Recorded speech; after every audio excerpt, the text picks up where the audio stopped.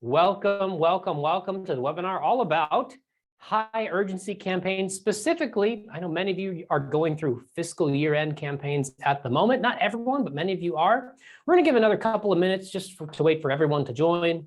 I know folks are coming from lunch. Some people had a meeting, had a project, whatever you're trying to wrap up and now get into the webinar. So we'll give a couple moments here for everyone to join. The way I love to start every single one of these is to hear from you. I want to know who you are, what organization that you are from, and where in the world are you zooming in from today. So open up that chat tool in your Zoom and let me know who you are, what organization you're from, and where in the world are you zooming in from today. I can kind of kick us off as you're getting fingers on your keyboard and pulling up the chat and typing everything. My name is Nathan Hill. I'm here in Plano, Texas, so we're just north of Dallas. Obviously from Next After. And we've got the chat blowing up with all sorts of fundraisers, marketers, communicators from across the globe, all rallying around this idea of how do we grow generosity together. So we've got Chuck from Mission Springs Camp in Santa Cruz, California. I'm not going to read everyone. We'll just kind of give some highlights here. We've got Gilbert, CCA in Lewisville, Texas. That's where I live, so not far from my house, I'm sure. Welcome, Gilbert. We've got Allison from Blink Now Foundation zooming in from Weston, Vermont. We've got another person from Christian Community Action in Lewisville. Welcome, Sherry. Glad you are here. I know exactly where Lewisville is.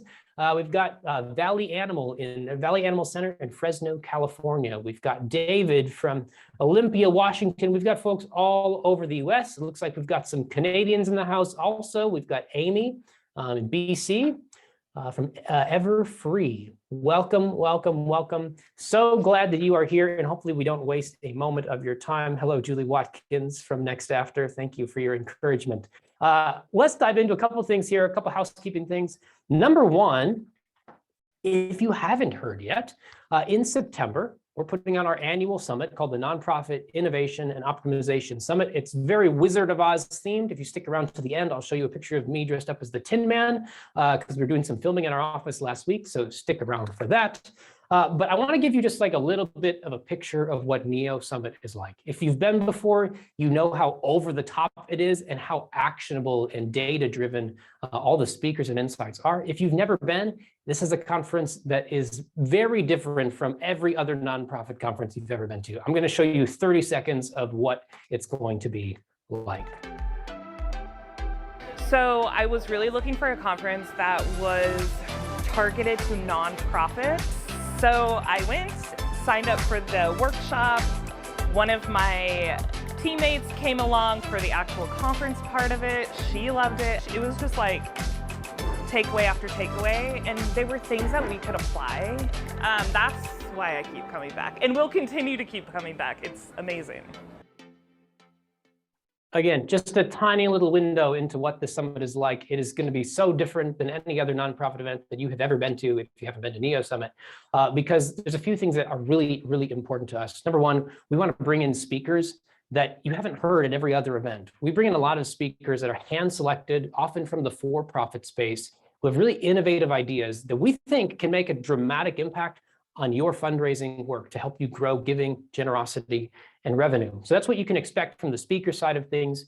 We've got a couple pre-conference workshops where you can earn certifications in different areas of digital fundraising. For the first time ever, we have a post-conference workshop that's really going to be designed around how do you take all the best ideas from this event and go put them to work. And then all throughout, there's lots of parties and networking opportunities that are just a ton of fun, because we think that being in a fun, creative space is going to prompt a lot of new ideas for you and help you connect deeper with other fundraisers facing similar challenges and problems. And together, we can learn how do we grow giving together. So I'd encourage you to check out NEO Summit. I can't promise you results, but in this case, John attended last year and saw a 35% increase in giving at the end of the year. We've got some great speakers lined up. Amy Harrison talking about copywriting. We've got my friend Dana talking about social media. We've got Marcus Collins talking about some brand strategy. Several other folks, Michael King talking about SEO. Seth Godin will not be there in person because he's not doing in-person events, but he will be there virtually to give a special message to NEO attendees and a whole bunch more. So that's what you can expect at the NEO Summit. And you can save $500 on your ticket if you get your ticket before the end of the week. So use the code EARLYBIRD, save $500. All right, enough about NEO for now. The most popular question we ever get, is this webinar recorded and can I get a copy of it? And the answer is always yes. So we'll send you an email later this evening with a link to the recording and to slides and any resources we mentioned. So you'll have all that in your inbox. And we should have some time, keyword, should have some time for some questions at the very end. So if you have questions along the way today, open up the Q&A tool in your Zoom toolbar, and put your questions in there. That's the best way for me to see what's coming in and keep track of what we've answered. I can't promise we'll get to every single one, but we certainly will try. All right, without further ado, let's dive in. Today, we're talking about 5 proven tactics that you can use to boost your fiscal year-end campaign results. I know not everyone has a fiscal year end that's ending, at the end of next week, but many of us do. And so if you're in the midst of a fiscal year end campaign where you're trying to raise money before your fiscal year closes, well, you're going to get some really practical ideas and tactical ideas to help optimize your campaign in this final week. If you have a fiscal year end that's ending at the end of next week, but you haven't started a campaign, I'm going to give you some ideas to how you can sort of streamline a campaign going into next week with some easy wins. And if you don't know what I'm talking about related to fiscal year end campaigns or high urgency campaigns at all, we're going to do kind of an overview to talk about how these can be really effective to help activate donors and lots of different types of donors. And here's where I want to go first. I'm dividing this kind of into 2 parts. We're going to talk about these campaigns kind of at the global level. What do they look like? What's the purpose? And then we're going to dive into some of these really practical ways to grow and optimize them. I want to show you a chart, and I want you to take just a moment to kind of look at it, squint at it, and tell me what you see. What do you see in this chart? Does anything stand out to you? I'll give you a moment, just kind of process it. If something stands out, feel free to jump in the chat and let me know. Is there anything interesting about this chart to you? I'll give you a little bit of context. Obviously, the top says cumulative revenue. This is digital revenue coming in for an organization over a 2-year period. Silas says you see growth. My Austin Connection says steady growth. Darshan says increased revenue. Yes, it's going up and to the right, and that's good. I would hope so because it is cumulative revenue, so it's growing over time. It shouldn't be going down, but this is cumulative revenue over a 2-year period. And when I look at this chart, there's a couple things that jump out to me, and they're all these little jumps in the chart. You've got steady growth over time, yes, but you've got these little jumps all along the way where you go from down here to up here all of a sudden in basically a day or a couple of days. And if you squint at the chart, you can kind of see this first year, here's sort of the trend line of growth. And in the second year, it's more of an accelerated growth. And it's almost every time we have one of these little jumps and bubbles, it's like the growth trend starts to increase incrementally. So we've got a steady drip of donations, but now it starts coming a little faster and a little faster and a little faster. There's all this momentum being built up over this 2-year period. I see Josh says biggest bump is in December. And absolutely it is, because every single one of these little bumps is a high urgency campaign. Everything from Giving Tuesday to December 31st, the end of the year, that's going to be the biggest giving day for everyone every single year. So you see those big jumps. And then they've got this special high urgency campaign that's being run in the springtime, and then they have a fiscal year end that's in the middle or at the end of June. And then the cycle repeats going into year 2. And every single one of these campaigns, obviously you see this big jump in revenue coming in. So the question is, why would you run something like a fiscal year end campaign or a high urgency campaign in general? If this chart isn't convincing enough to you to show you all these opportunities to kind of leapfrog in revenue growth along the way, we'll talk about a couple other things as well. If you start to break down your different audience segments that you have at your organization, this isn't going to be all encompassing, but here's a few of them. You've got people who subscribe maybe to an email list or have volunteered or been around your organization, but maybe never given. Those are non-donors. And ideally, you and I would want those people to become a first-time donor. That's kind of the next step in the donor life cycle. And then you've got these people who are first-time donors, or maybe they're second-time donors. They're existing donors that you want to move into a deeper relationship, give their second gift or a third gift or a fourth gift, whatever. You've got lapsed donors who have given to you in the past, but maybe not in the past couple of years. And we want to reactivate these people. so that they start to give to you. Again, they trust you, they express interest in the work that you're doing, they want to be involved in the cause, but for some reason they've kind of fallen away. How do we reactivate them? And you've got recurring donors that faithfully give to you on an ongoing basis, but maybe we want them to give a gift that's above and beyond, maybe at a higher level or a different capacity or to a specific cause. And what these high urgency campaigns let us do is really focus on activation across all of our different donor segments. There's lots of nuanced ways to approach messaging and conversations with each group, but it gives you the sort of clear bounds, a snapshot in time where you can create a lot of urgency for each one of these types of donors and activate them to step into that the next phase of their life cycle or journey with you. Ideally, you've been cultivating these donors over time. You've got some drip communication going out via email. Maybe you're posting content on your website. You're making donor thank you calls and that sort of stuff, doing all the right things to go build a relationship. And in the context of a high urgency campaign, we want to create a real case for support, reasons why they would actually give to you. We want to establish a clear deadline to give, because I might really value your cause and I might be passionate about it, but I can always ask this question, like, why should I give to you now rather than next month, or the month after that, or the month after that, or next year? What's the purpose of me giving now rather than later?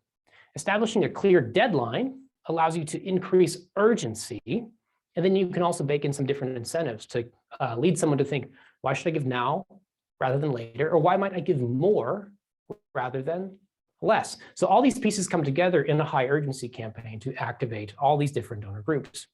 We're going to spend a few minutes just looking at what does one of these campaigns look like, specifically from the email side of things, but also just on a more general level. Here's kind of your general timeline for what a high urgency campaign typically looks like. And I want to zero in on that urgency piece. You see at the very end, at the end of your campaign is going to be this really high urgency time where a deadline is coming up. You're in the last few days, it's 48 hours left to give. Today's the last day to give, that type of messaging. But to get there, you have to tell a story over time to help people lean into your campaign, to understand that something is going on. There's reasons that I need to give that you've been communicating over time. You're sending appeals and you're also cultivating along the way. Working backwards, you have a launch point where you've actually kicked off your campaign, but you might need to do some work even before that to get people to lean in and to listen. And that's kind of the engagement phase. So let's plot out what might be sent throughout the course of a campaign like this. Pulling from our typical playbook as we work with different organizations and clients to help grow giving, inside of a high urgency campaign, we might do something like this, where in this engagement phase, we're just trying to sort of wake people up, help people know that something is coming and get them to lean in through some cultivation work. So we might do something like this and send a couple of surveys that are really focused around what are the core beliefs of the potential donor or existing donors? What are the problems that our organization is trying to solve, and getting our donors to say, yes, I think this is valuable. Yes, I want to see this type of change. It's sort of priming people for appeals that are going to come later. And that's what happens in the launch phase, is you actually kick off your campaign. So you're basically 30 days out and you say, here's what we're doing this month. We want to raise X amount of money in this time frame, and here's all the reasons why. And you might write a pretty lengthy campaign kickoff email to show people what's at stake, what's the deadline, what's the goal, what are the incentives. You're moving people towards the appeal phase. After you've kicked off, over the course of your campaign, you want to send some different appeals, but you want to also send some cultivation. So your appeals can start to dive into different aspects of your case for support, which we'll talk about here in a moment. But they can dive into some more nuanced aspects, telling different stories and testimonials that are leading towards direct donation asks. But you also want to weave in some cultivation. So you're not just asking for a 30-day period, but you're cultivating along the way with blog posts and stories and videos and things like that to get people to really understand the depth of the work that they're investing in. So not everything needs to be a donation ask. We can cultivate along the way as well. And then again, you get into this high urgency time period where you're basically saying, like, there's 48 hours left to give. Tomorrow is the last day to give. You might send 2 emails on the very last day that's saying, hey, today's the last day, or hey, there's only hours left. all those types of emails you tend to get during the very end of the year, both from nonprofits and for-profits that are trying to meet a goal and get revenue coming in by the start of the new year. We're doing that same thing throughout any high urgency campaign. So there's kind of your different phases, but I want to work backwards here for those of you that are going through a fiscal year-end campaign right now, or have a fiscal year-end ending at the end of the month. So basically you can say, okay, what's my deadline? Well, in this case, it's June 30th, which happens to be next Thursday. So we basically have a week, and then you're going to subtract a day for that tomorrow is the last day to give. That's easy. The engagement cycle would happen before your campaign starts. And you basically would look back 30 days and say, here's where I want to launch. We've got a 30-day window. And then in between, I would recommend that you send emails anywhere from 3 to 7 days apart. So you might kick off your campaign, you might wait a week, you might send an appeal. At the end of that next week, you might send a cultivation. Space these out. It's going to be dependent on how big your file is, how often you communicate, but give some space in between these different types of emails. Again, if your campaign is wrapping up at the end of this month, you might feel like you're out of time to do some of these different appeals and cultivation along the way. But what I want to encourage you is if you're really trying to raise some funds before the end of the fiscal year deadline, whether that's basically ending on June 30th, here's something that you might do next week. You can send an appeal on Monday. You can drop a blog post or some other cultivation piece. Maybe you just send a story of some person being impacted by your cause, just to lean into cultivation on Tuesday. On Wednesday, you can send this tomorrow's the last day to give. And then on Thursday, you can send this final, kind of quick reminder, hey, we're trying to meet this goal, will you give? So you can compress this timeline to meet your needs. So I don't want you to feel like all hope is lost if you haven't really started yet. Now, that's a very high level overview as to what a high urgency campaign might look like for you. And where I want to spend most of our time today is really talking about some of the more practicalities around how do you optimize the heck out of your campaign so that you can help meet your goals either next week or in the next high urgency campaign that you run.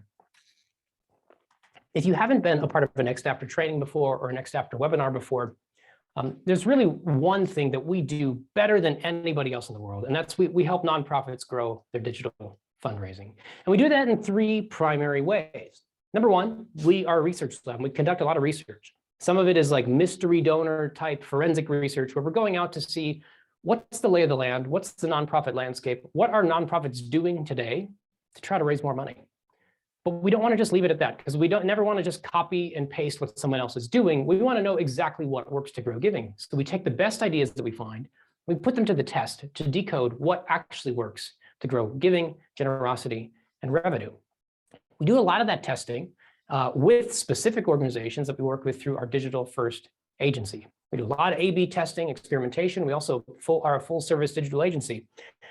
And from those 2 different areas, from research, experimentation, as well as the hands-on work we're doing, we take everything we're learning and we try to give it to you through our training institute. So through webinars and through blog posts and tools and resources and courses.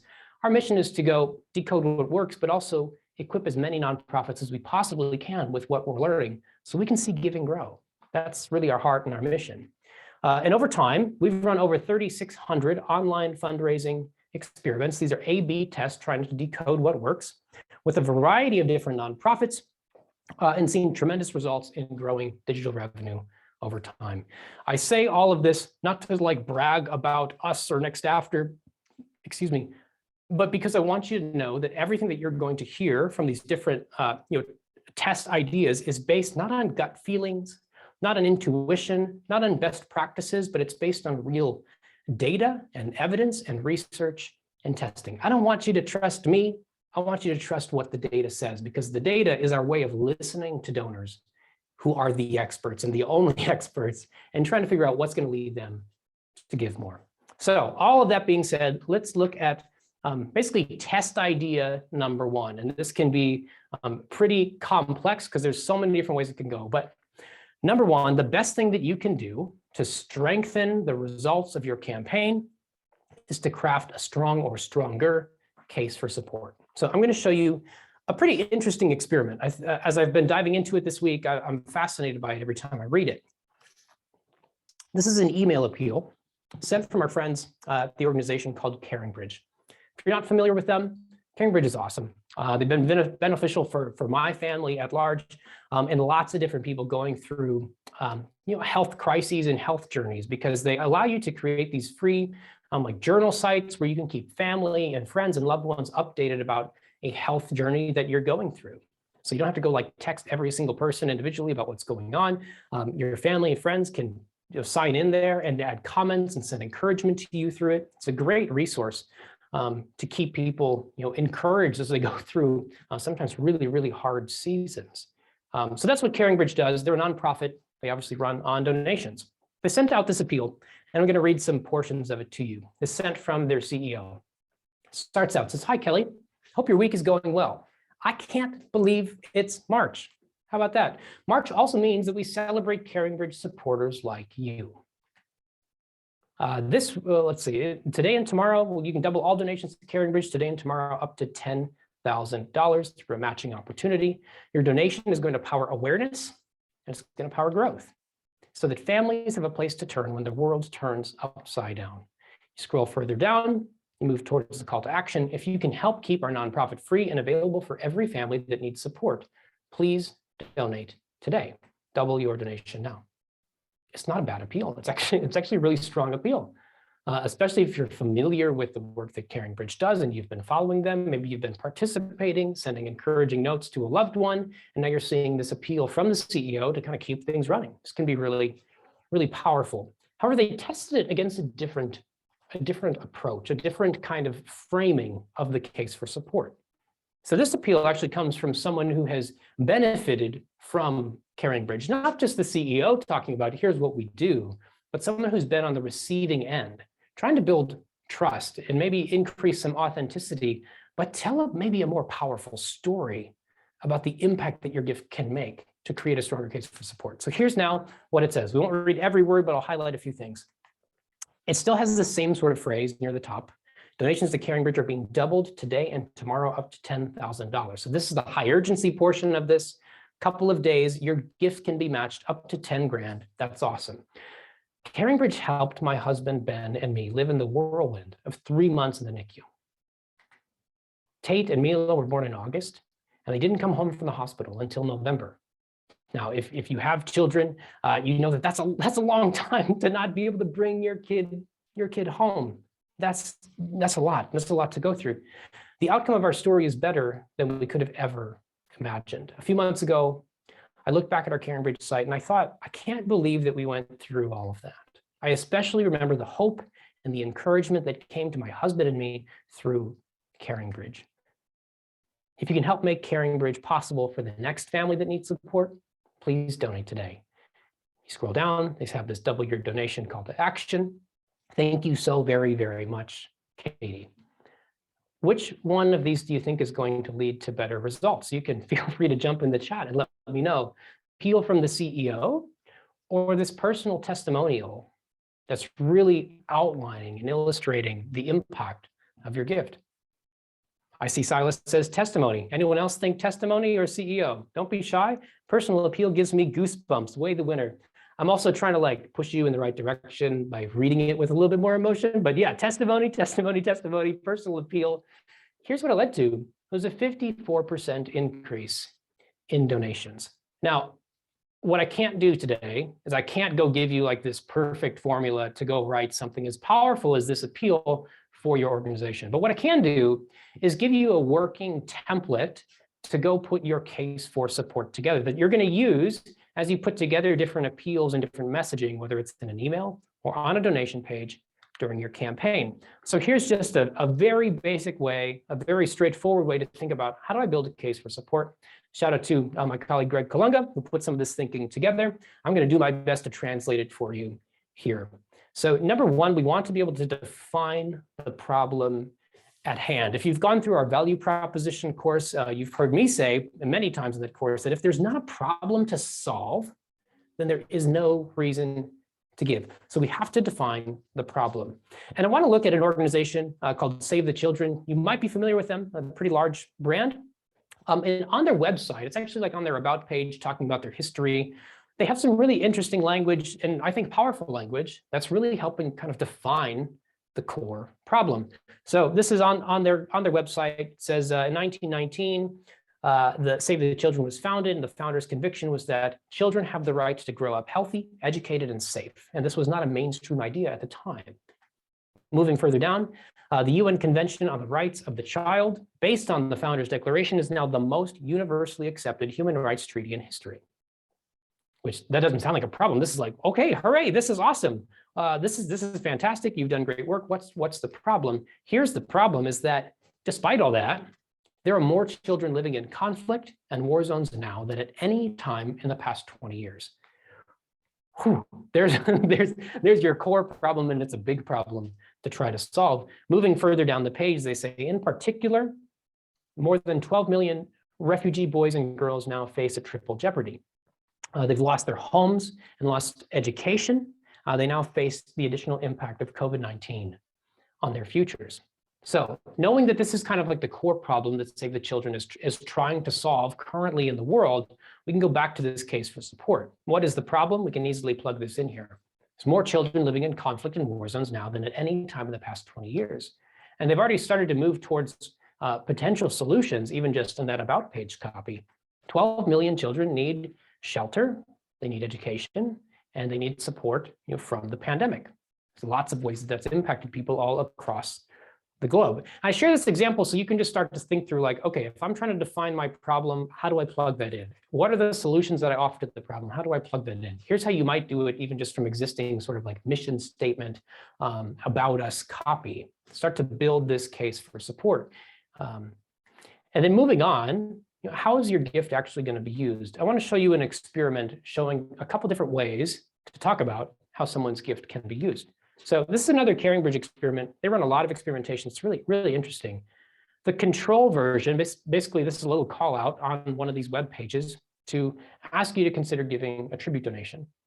It says tribute donations are vital to keeping CaringBridge and Laura's website running. Honor Laura with a contribution to CaringBridge. Very straightforward, very simple, something you would see pretty commonly on a lot of different websites that are asking you to give. Nothing super out of the ordinary. Version B reads a little bit differently. It says, do you appreciate staying connected to Kelly like this? You, specifically, you, do you appreciate this? A $30 donation powers a site like Kelly's and their updates for 1 month. Will you help ensure that CaringBridge and its journal notification system stays online for them and for you for the next year? Honor Kelly with a contribution to CaringBridge. Now, which one do you think is going to lead to better results? The control, kind of like the short copy version, or the treatment? It's got longer copy, but it's getting a lot more specific around exactly what kind of impact your gift is going to make. The treatment actually led to a 78% increase in donor conversion. That's the number of people actually donating on the page, which is quite impactful. And so as we consider, how do you fill in this next sort of gap in your case for support? How do you communicate impact?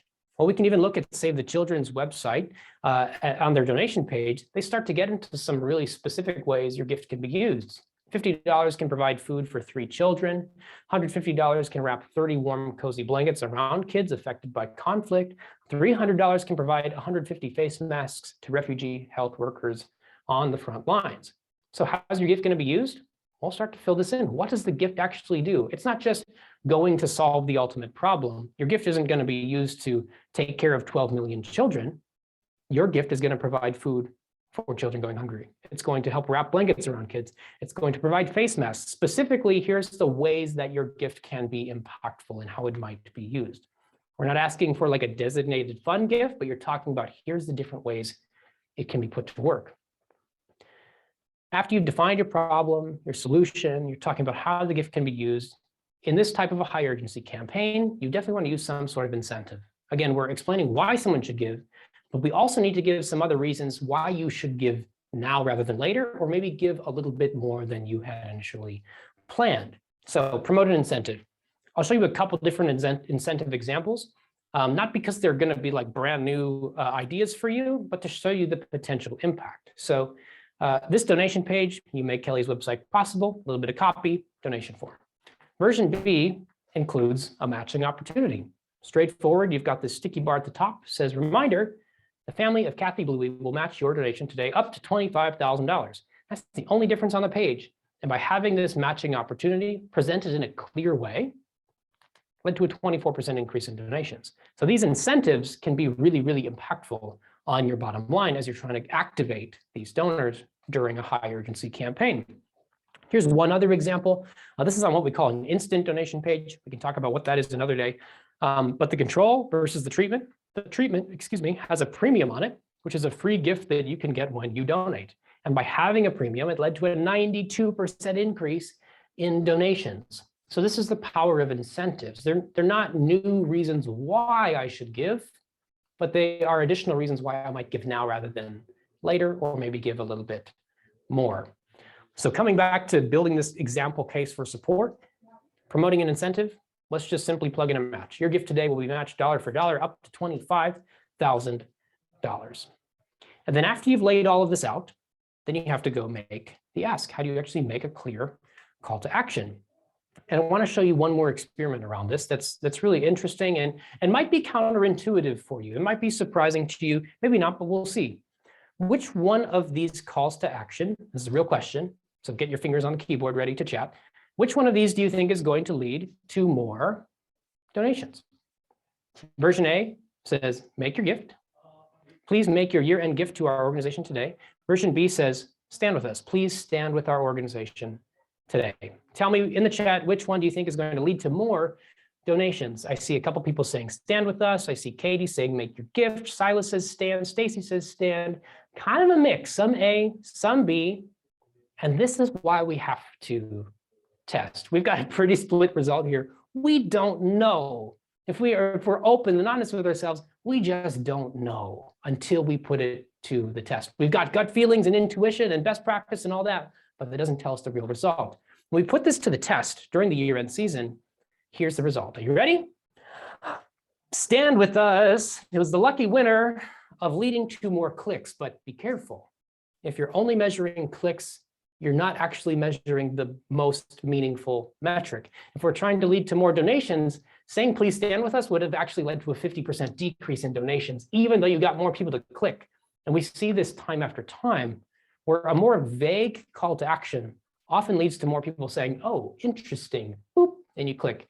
Please stand with us could mean, do you want me to sign a petition? Do you want me to take fill out a survey? Do you want me to volunteer? Do you want me to give? What do you want me to do? Let's find out. But I don't really know what's happening on the other end. I'm not set up for taking the next step. If we're very clear in our call to action, you might not get quite as many clicks, but the clicks you're going to get are going to be the people who are most highly motivated to say yes to the next step, which is ultimately giving. So if we're going to move to making our ask, we want to be clear about what the next step is. So you might say something like this, if we're going with the Save the Children example, will you donate today and directly support children living in conflict around the world? Feel how it's really clear? It doesn't say stand with us, but it's also not asking you to go solve the ultimate, macro level problem. You're not saying, will you make sure that children don't live in conflict and war zones anymore? Like that's this huge call to action. We want to just invite the donor to take the next step. Will you donate today to make this impact? Be clear. Don't ask for this huge macro decision. Don't ask for something super vague. We would just want to be clear about what's the next step that I need to take. So if you've been tracking along all the way here, you've already seen that there's actually 5 different experiment examples I've shown you that you can actually go test either next week or in your next campaign. Number 1, test your case for support globally. You may have a good idea of what you think works, but you might have a couple ideas, and we got to put them to the test to see what do your donors actually resonate with. So just broadly speaking, you can test your whole case for support in a given email appeal or on a donation page. So there's one. Secondly, you can test increasing specificity about how a donation is going to be used. What types of things is a donation going to do? We'll actually look at that one in a bit more in depth here in a moment. Third, you can test using a match. If you haven't used a match before, or you don't know how much it actually impacts giving for you, put it to the test. You can test using a premium, a free kind of gift to give away when someone donates. And then finally, test using this direct call to action, not something like learn more or give hope or stand with us. These things are vague. They don't tell me what the actual next step is. So there's 5 different test ideas, even just right there. But I want to make sure that you got your money's worth today. So we're going to dive into 4 more, not quite as in depth as to what we've done so far, but let's kind of go kind of rapid fire through 4 more different specific test ideas that you can put to work in your next campaign. Here's the next one, number 2, test using direct and specific language. We talked about this a little bit, but I want to look at some specific experiments that illustrate how this can be done in a variety of ways. Here's another email. I won't read everything to you again. We'll just kind of hit the highlights. Version A of this email uses fairly passive language. I'll read some out loud and I think you'll feel it. It says, my name's Caleb. I've been a camper, a crew member, a counselor, and now a full-time staff member at Eagle Lake Camps. I was 13 when I embarked on my first camp experience. There's something so powerful about getting out of the normal, but it's more than that, because at Eagle Lake, I have more than just friends. The bottom line is that I'm a better leader today because of my experience at Eagle Lake, and I will be forever grateful. So here's this personal testimony. That's great. Scrolling down, a couple more things. That's why I hope you'll take part of this opportunity to help Eagle Lake raise $125,000 by May 20th. There's your goal. There's your deadline. Your donation of any amount will help. You can give here. Pretty straightforward appeal. They're leaning into this kind of personal testimonial from someone who's kind of been on every side of the Eagle Lake camp experience to help paint the full picture for you. And they move towards a clear donation call to action. But what if you could be more direct and more specific about your donation ask? So this is what they tested in this second version of the appeal. Now, both of these came kind of later in the campaign with about a week to go before the deadline. So not like fully in this high urgency season yet, but there has been some context and some buildup. The treatment sounds a little bit different. It's got shorter copy and it's more direct and to the point and asks for something specific. My name's Caleb. I've been a camper, crew member, counselor, et cetera, same kind of intro. Then it moves on. It says there are currently 30 kids waiting to find out if they can go to camp. They badly want to go, but they can't afford to go without a scholarship. Would you consider sponsoring one of these kids today? They're being very direct and very specific with their donation ask. They're asking you to sponsor and basically saying, if you don't, somebody's not going to be able to go. And we've been telling you about the experience that people have when they go to this camp and how beneficial it can be. $150, let's be specific here, $150 provides a camper with that desperately needed scholarship. Here's the link to sponsor a kid right now. By being this direct, I now have a clear decision to make. Am I going to help one of these kids go to camp, or am I maybe going to risk them not going at all? And I know exactly how much I have to give in order to see the impact that I want to see.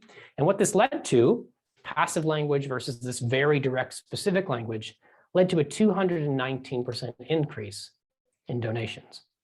Now, one word of caution here, if you take this super direct focused language and you put it at the very beginning of your campaign without any further context, it might not be as effective. But if you've been cultivating people over time, telling stories of impact, bringing donors along with you, as you get more towards the end of the campaign, you can be really direct with your language and lead to a much more significant lift in giving. So there's one example. Here's another one, not in an email, but actually on a website pop-up. So go with me here. This pop-up says, Working Preacher, that's kind of the name of the resource they're raising funds for. Working Preacher creates thoughtful and faithful resources. And it's only possible because of your generous support. We're seeking to raise $50,000 this month. There's the goal, there's the deadline. Will you make a gift today? Make your donation now. Pretty straightforward. Again, not bad. Common type of language that you could probably put on your own website too. Just kind of swap out the organization, the specificity of it, you can swap out, but it's fairly passive. It's not really directly addressing the specific reader. So they tested something different, knowing that the people coming on the site are readers and people that are taking part in this Working Preacher content. So here we go. Here's what they say. From the get-go, they're addressing you, the audience, the reader, the ideal donor directly. Does Working Preacher help you grow closer to God and lead others closer to Him as well? You know, whether or not this is valuable to you, to the ideal donor, the answer to this question is going to be yes. Yeah, I read this because it's valuable to me. This is the impact it makes on me. Yes, let me keep reading. We're seeking to raise $50,000 this month. Same goal, same deadline. As a Working Preacher reader, would you make a gift today? This isn't like a fundamental total transformation of the copy, but I think you can feel the difference. Instead of just talking to this sort of broad audience of whoever might be passing by on the website, they're talking to the person that gets value from the content and asking them to make a donation very directly. And this led to a 49% increase in giving, in donations. So consider, whether it's in your emails or it's on your website or it's on your donation page, how can you be a bit more specific and direct in your donation ask? Not just talking about kind of vague concepts, but specific needs, specific goals, specific impact. I'm going to show you some how-tos for a couple of these experiments. This one isn't like abundantly clear. I can't say, here's exactly what you do, because there's an art form here, writing copy for your organization. But here's some questions that you can ask to help. If I am a particular audience segment, why would I give to you rather than to some other organization or at all? So if I'm an email subscriber who engages with this type of content, or if I'm a donor who's seen the impact of my gift in this way, or if I'm a volunteer who's kind of been on the ground seeing the program side of the organization, start to plug these different motivations in here and see how can you craft your copy to talk specifically to the person on the other end. Maybe I'm a reader of your content. Maybe I'm a viewer of a course or a video series. How do you talk more directly to the audience at hand? You might ask these three questions as well. What do they believe? What are the core beliefs that they hold and that you share? What are they concerned about in the world specifically? What problems do they want to actually see solved and make an impact on? And then what claims of value or programs that you have or things that you do can address those concerns for them? So just start to ask some of these questions as you're writing your copy. How do I be more direct and specific to the individual that I'm talking to? Number three, and we'll keep moving a little bit faster with each one of these. This one's really straightforward and very tactical. Just use a sticky bar to humanize your value proposition or humanize your case for support. Here's an example. This is just a standard donation page from MAF, their emissions organization that flies planes into places that need help and relief, and in this case, sharing the gospel with them. So that's what they do. And this is their donation page. Down below, they have a donation form. The only change that they made on this page was this. Boop, humanized sticky bar. You see a little picture of the person that's making the appeal. Dan here says, I need your help. This year, we expect to invest $1.9 million to maintain our fleet of 41 aircraft. Your gift today can help ensure that our planes keep flying safely. Make your gift now. There's nothing super complicated here. It's just adding this bar at the top, picture of a human being that's now making a more personal appeal. This one change, nothing else on the page changed. This one change led to a 114% increase in donations, which is pretty significant. If there's one thing that you can test going into like this next week, it's this. This is really simple and easy to set up. But let's not just look at one example. We've seen this start to work in multiple different places. Here's another organization on this instant donation page. Again, we can talk about what that is another day, but this type of donation page, they just threw another sticky bar on top where you've got a picture of a human being, clarifying the appeal in the words of a human being. That's the only difference. And it led to an 839% increase in donations. I'm putting this little flag on here. This was kind of low sample size. So keep that in mind. This is an idea not to just say 100% it's going to work, but to make sure you put it to the test so you know exactly how much of an impact it's going to have. So test this. It's actually really easy to set up. One tool you might use to do it is called Unbounce. I'm not going to read these instructions for you, but you'll get these slides so you can kind of walk through it. This tool specifically starts at $90 a month, so keep that in mind. But can you justify a $90 a month tool if you can lead to a 114% increase in donations on your page? Probably. So keep all those things in mind as you're looking at the tools to go implement these different strategies. I'll send you this how-to so you'll have it to read through later. Let's look at number 4. Reduce your list churn, reduce your unsubscribes, reduce your opt-outs from one of these campaigns. This might not make a dramatic impact on giving in your campaign, but it would reduce the churn on your list so you can go continue to cultivate and talk to these donors and potential donors over time. What does that mean? Here's an experiment. This organization was sending out appeals for North Texas Giving Day, which is kind of a baked-in high urgency campaign for organizations here in the North Texas area. So they're sending this appeal, kind of getting people ready for the giving day that's coming. But they wondered, what if people aren't ready to give? We don't want them to just hit unsubscribe or maybe worse, spam when they get this appeal. We don't want to just keep bothering them if they know that they're not going to give. So what if we give them a way to just opt out of the campaign, but not totally unsubscribe from us? So here's what they did. They added this link at the bottom that says, if you can't join us this North Texas Giving Day, click here and I'll remove you from these messages. You click there, you get removed from the campaign, but you don't get removed from communication, just from these couple of days. And here's what it led to, was a 33% decrease in people unsubscribing. So if you're really worried in one of these campaigns about lots of people opting out and choosing to unsubscribe, use a strategy like this to keep people around, to give people choice and get their permission basically to continue to send appeals and content. And this isn't just a one-off scenario. Here's another one from CaringBridge where they did the same type of thing. If you're not able to give this holiday season, would you click here? So we knew not to send you any more emails like this month. And this one led to a 14% decrease in unsubscribes. Now, I don't have how-to walkthroughs for every single possible email platform out there. Again, I'll send you these slides. We won't read through this now, but if you're on MailChimp, here's some quick steps to think about how do I set this up. If you're using something like HubSpot, here's some other guidance as well for you. You can read through this on your own time. Hopefully, there's some good pointers there to get you moving in the right direction if you want to go implement this. Number 5, test using a number of donors goal. And this is kind of where we'll land and wrap up here is on this method of goal setting. So we'll look at an experiment here from Save the Children. This is not during a high urgency campaign specifically, like there's not a deadline, but there certainly is urgency around it. They started putting up this emergency alert banner, basically at the start of the invasion of Ukraine, when Russia invaded Ukraine, saying that we're gravely concerned for children in Ukraine and Afghanistan and around the world who are caught in the middle of armed conflict. We're on the ground right now and around the world doing essential work. Your donation helps do this life-saving work. Donate now. So this was on their website, but they wondered, what if we set a number of donors goal and basically had like an hourly goal for how many donations, total number of donors would make an impact? So here's what they tested. Very similar type of value proposition language, delivered in a slightly different format, pops out of the side of the screen, but it says 17 donors are still needed to reach our goal this hour. Not a revenue goal, but a number of donors goal. And by using this type of an approach to create urgency, well, they saw a 21% increase in donations, which if you have a significant amount of traffic on your site, as they do, this can lead to a dramatic impact in donations and revenue. Even just at a 21% increase, which is pretty significant.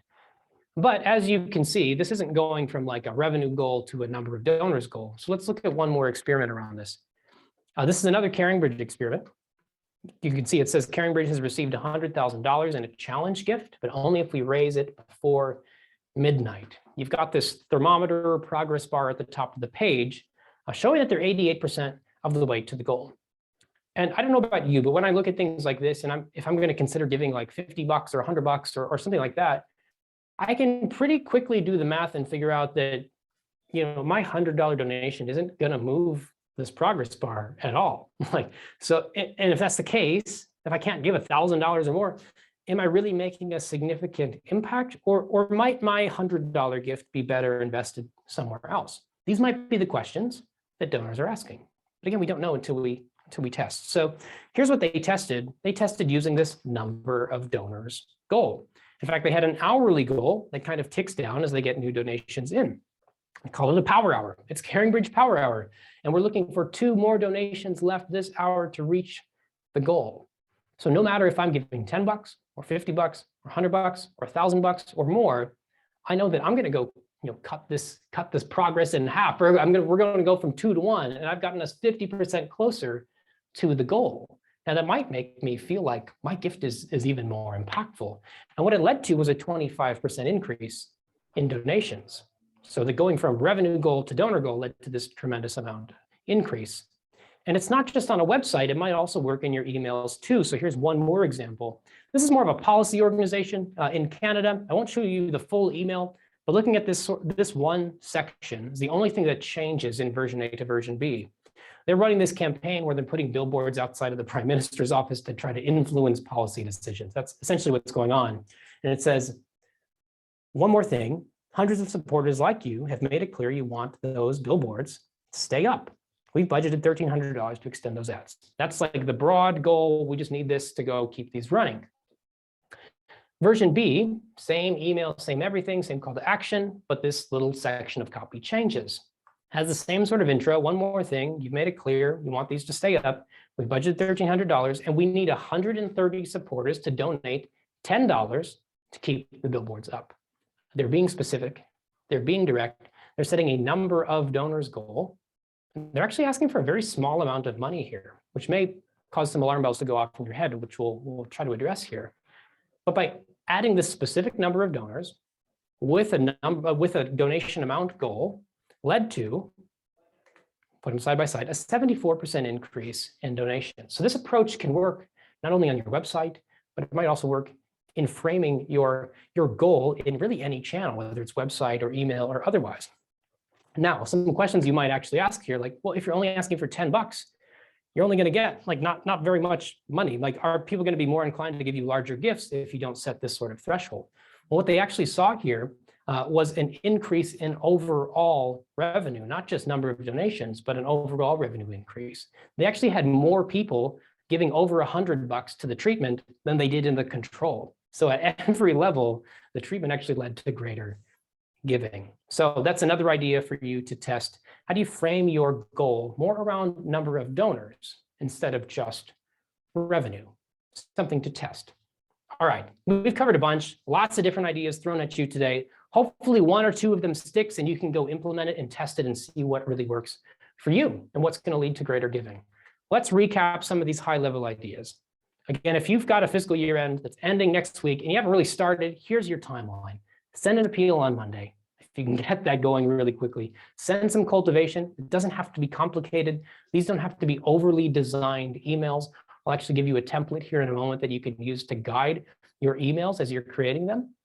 But send some cultivation, a link to a blog post, or maybe it's just sending a story about someone who's been impacted. It doesn't have to even link anywhere. It can just be a story to cultivate. And then on the 29th, talk about how the deadline's coming. Tomorrow's the last day to give. Ask for direct donation. June 30th, last day. Short email, ask directly for a donation, super high urgency. So there's your kind of compressed timeline. A few things to test. Again, test your case for support. You don't actually know what resonates with your donors until you've seen it work. So you've got to put it to the test to know what's going to lead to greater giving. Secondly, test that very specific language, talking directly to the person on the other end, not just in vague terms, but asking for something specific to achieve a specific outcome.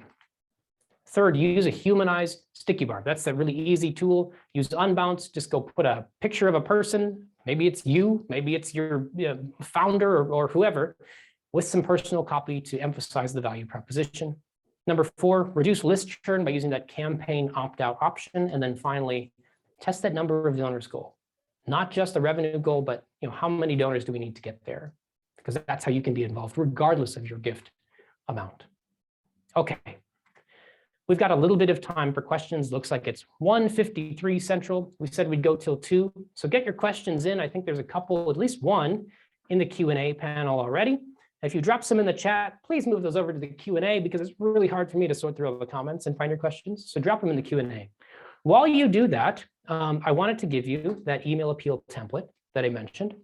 So if you just pull out your phone like this, open your camera, you can scan that QR code on your screen, go to a landing page where you can go download this email appeal template or go to the URL either in your chat now or on your screen. This is not the ultimate email appeal that's going to magically change your life forever, but it is based on data, testing, and optimization. It's a tool that you can use to make sure you have all the key components as you write your appeals. Again, done so in a format that's based on testing and optimization. You'll notice there's not a lot of design in this template. We tend to err on the side of humanized email fundraising, not lots of HTML and graphics, but sending emails that look like emails from authentic human beings. So be sure to get that email template. And finally, be sure to attend the Nonprofit Innovation and Optimization Summit. Deadline to get an early bird ticket is tomorrow, so check that out at niosummit.com. All right, we've got 2 questions in Q&A. We'll try to address them here, and then we'll send you on your way today. Question from Ben. In the experiments where donors were given an option to opt out of a campaign, but not fully unsubscribe, What was the impact on donations for the campaign versus the control? Quite honestly, Ben, in that specific campaign, I don't have a window into the exact impact on donations. I don't believe we saw a dramatic impact on total donations. That's something we've actually asked and we want to do some more testing into. It's kind of hard to isolate sometimes, but what it does do is keep people around so you can go ask them later on in future campaigns. So that's where it becomes difficult. You can look at impact on the campaign, but then long-term, how does it impact giving overall? That's an area we probably need to start to dive into and get some more experimentation around. So great point, Ben. And those are really good metrics to start to look at. Not just unsubscribes. How does it affect giving in the campaign? How does it affect giving maybe in a 6-month or 12-month period as well? And then we've got a question from Thea. Is it ever effective to have the incentive clearly be avoiding a dire consequence for the program? Let me think about that one for a second. I'm not quite sure exactly what it means. It sounds like I think I know what you mean. So like, if you don't give or if we don't hit this goal, then we're not going to be able to do X, Y, or Z. I believe that's kind of okay. She says yes in the Q&A. Thank you. Well, we did look at that one example about sponsoring these 30 kids who basically can't go to camp otherwise, and it did lead to that increase in results. I worked at an organization before where occasionally they did some broadcasting work, and we need to raise money to go basically buy some new equipment. And occasionally would lean into this, like, if we don't replace X, Y, and Z, this is going to go off air because this equipment is failing. And we need your help to go replace it so we can keep reaching more people.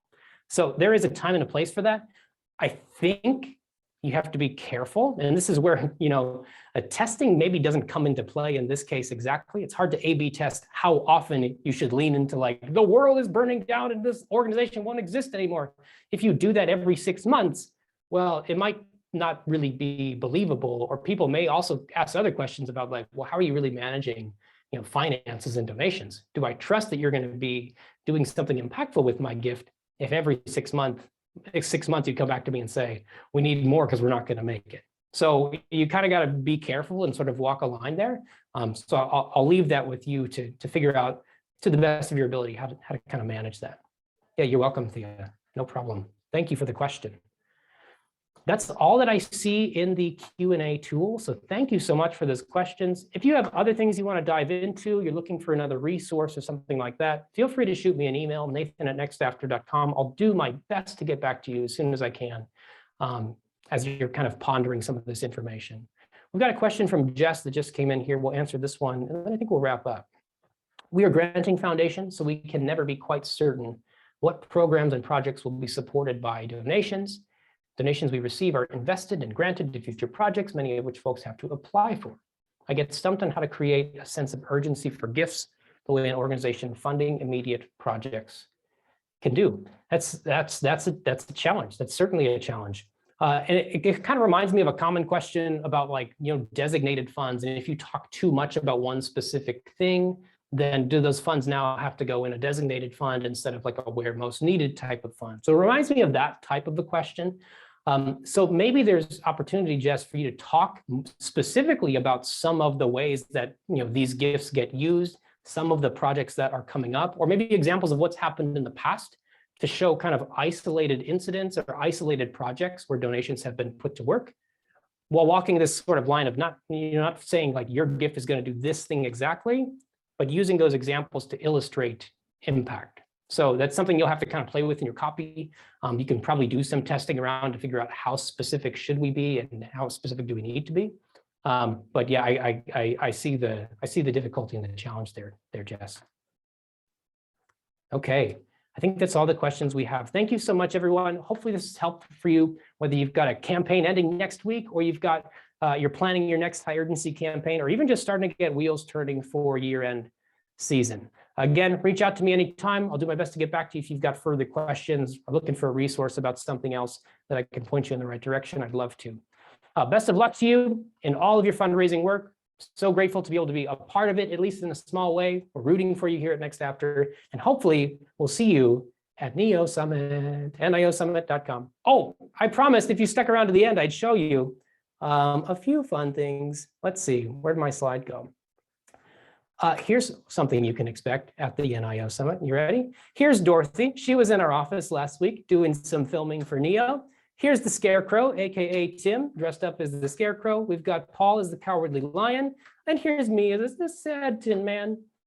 So this is what you can expect as far as, over the top theming for the summit. So hopefully we'll see you there fully in costume, and it'll be a ton of fun. All right, that's it for me. Thank you.